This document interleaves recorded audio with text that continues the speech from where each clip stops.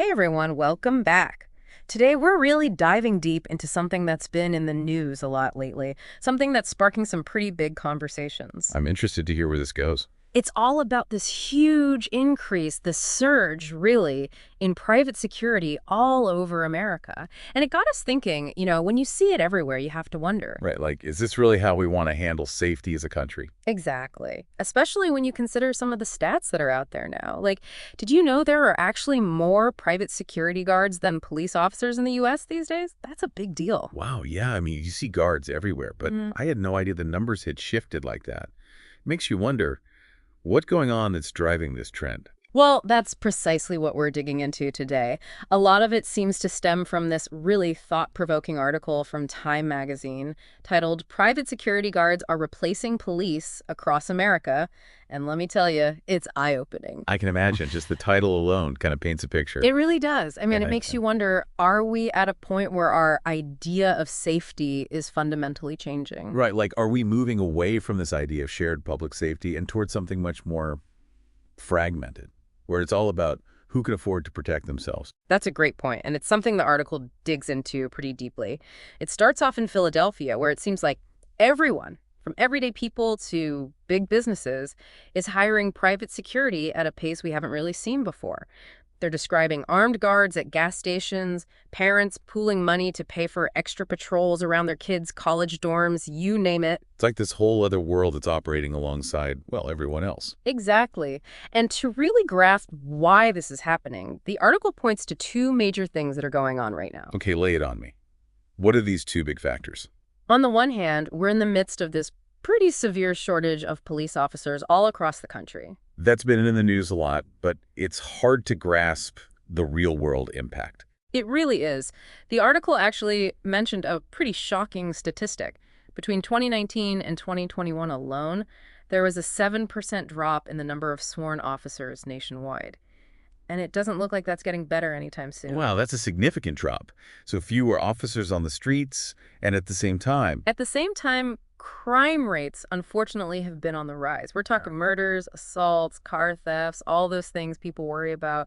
It creates this perfect storm. yeah, so you've got this sense that crime is up, police are stretched thin, and that's where the private security industry comes in, ready to fill the gap. It makes sense from a purely economic standpoint, but But it's not that simple, is it? definitely not. Yeah. Because this isn't just about filling a need, it's about who gets to feel safe and who doesn't. It all goes back to the issue of inequality. It's almost like we're headed toward this, like, tiered system of safety. That's exactly what the article is saying, and it's kind of unsettling when you really think about it. They highlight this really stark comparison between Beverly Hills and Los Angeles, like right next to each other, but worlds apart when it comes to safety. Okay, so break that down for me. Beverly Hills versus LA, what's the big difference? Besides the obvious, wealth and all that. Well, yeah, that's kind of the whole point. Mhm. See, LA being a huge city, they're dealing with all the things we just talked about, right? Police shortages, tight budgets, trying to cover a huge area. Makes sense. So how do they handle security in Beverly Hills? They don't just rely on the police. They've got multiple private security firms on top of that. Like on call or... More like an extension of their police force. Patrolling the streets, responding to calls, the whole 9 yards. It's like having a personalized security network for an entire zip code. Wow. So it's almost like that saying, money can't buy you happiness, but it can buy you peace of mind. Or at We're least the perception of it, right? That's a good way to put it. And it gets even more real when you consider another story from the article, this one back in Philadelphia. They talk about this gas station owner named Neil Patel, and his experience is a perfect illustration of this whole issue. Oh yeah, wasn't he the one who was paying for armed guards out of pocket to protect his business? That's a pretty extreme step, isn't it? It is. He was telling the reporter how he's shelling out, get this, $750 every single day just to have these armed guards at his gas station. And what's crazy is he says he feels safer with them there.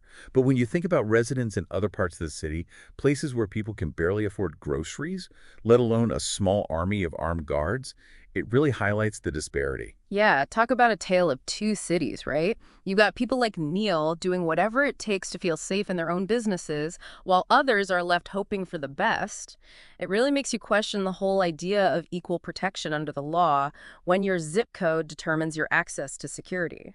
You're reading on something really important there, and that's just it, right? It shouldn't be about who can afford to hire the most muscle. Yeah. But the article goes on to say that even when people do shell out big bucks for private security, it doesn't always mean they're actually safer. Oh, really? So what? It's all just for show. Well, it's more complicated than that. They use the example of Temple University, where parents, understandably worried about crime around campus, were actually pooling their money to pay for private security patrols. I've heard of that happening in other places too. So what's the issue? Seems like parents looking out for their kids. Sure, but it creates this kind of gated community mentality, even within a university setting. Like, Hmm. we can afford to create our own little bubble of safety, and everyone else is on their own. Yeah, I can see how that gets ethically murky fast. Like, who gets to decide where the safe zones are? Exactly. And even then, there are no guarantees. The article even talks about a student at Temple, Veronica Wren, who actually ended up having to intervene in an assault when the private security guard who was right there didn't do anything. Wait, what? The guard just stood there? That's what the article said. And it makes you wonder, what's the point of all this if the people who are supposed to be protecting us aren't even doing their jobs? Or are they not really sure what their jobs are, legally speaking? That's a good question, and it gets at something we haven't really touched on yet. What kind of training and oversight do these private security guards actually have? And does it vary depending on where you are? Because that seems like a recipe for inconsistency at best and disaster at worst. You're reading my mind. It's like, are we just throwing warm bodies at the problem and hoping for the best? It makes you wonder if we're addressing the symptoms here, not the root cause. Like instead of investing in communities and tackling things like poverty and lack of opportunity, which we know contribute to crime, we're just saying, well, if you've got the money, you can buy your way out of it. It's a Band-Aid solution, not a cure. And it's a conversation we need to be having on a much larger scale. So we've got these private security guards everywhere, but it sounds like there's not a lot of clarity on what they can and can't do, what their training looks like, that sort of thing. Is that right? Yeah, it's a real mixed bag out there. Hmm. The rules and regulations for private security are all over the map. They can change drastically depending on the state, sometimes even from city to city. So you could have a guard in one place with tons of training and very clear guidelines, and then a few miles down the road, it's a completely different story.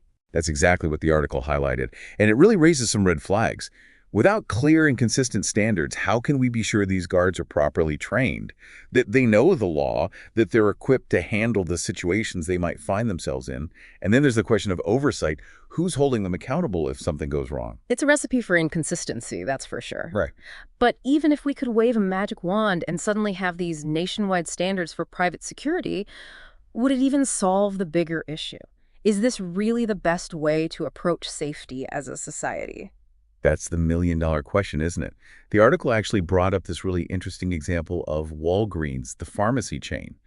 They tried using private security in their stores for a while, but ultimately decided to switch back to relying on the police. If they did, why is that? Were there issues? According to Walgreens, they just weren't seeing the results they were hoping for.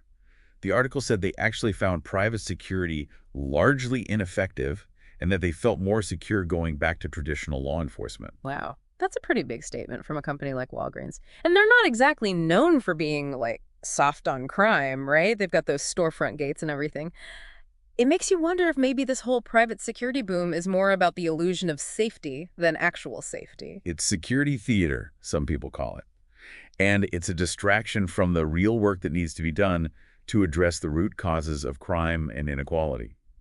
Because here's the thing, even if private security could somehow guarantee our safety, which it can't, it creates this two-tiered system where only those who can afford it get to feel protected. Right, so we're back to this idea of safety as a luxury good, not a fundamental right. And that's a pretty bleak outlook, isn't it? It is, and it's something we need to grapple with as a society. We can't just keep building higher walls and hiring more guards. We have to ask ourselves, what kind of world are we creating when safety becomes a commodity, something you can buy more of if you have the means? It's like we're saying, well, if you've got the money, you can buy your way out of the problems that affect all of us. And that just doesn't sit right. It goes against the whole idea of shared responsibility, of looking out for one another, that I think is so important to a healthy society. I agree, and it's easy to get caught up in the fear, the sense that we need to protect ourselves and our families at all costs. But the reality is true security comes from building strong communities, addressing social inequalities, investing in education and opportunity. Those are the things that actually make a difference in the long run. Absolutely. So, how do we shift the conversation then? Instead of just reacting to these problems with more security, more walls, how do we get to a place where everyone feels safe and secure? I think it starts with having honest conversations about the trade-offs we're making, about the long-term consequences of this trend toward privatizing safety.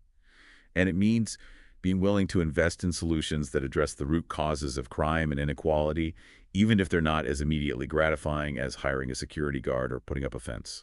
It's about playing the long game, Yeah. right? Investing in the things we know create a more just and equitable society for everyone, not just a privileged few. Exactly. Because when we talk about safety, we can't just be talking about physical safety. We have to be talking about economic security, social justice, and creating a world where everyone have the opportunity to thrive, not just survive. That's a powerful message, and it feels like a good place to leave it for today. We've covered a lot of ground, from police shortages and rising crime rates to the rise of private security and the really complex questions it raises about inequality, justice, and our vision for the future. It's a conversation that's just beginning, and I hope our listeners will continue to grapple with these issues long after this deep dive is over. Me too. Because this is about more than just headlines and statistics. It's about the kind of world we want to live in and the choices we make every day to get there. So, thank you all for joining us on this deep dive. We'll see you next time, same place, for more conversations that matter.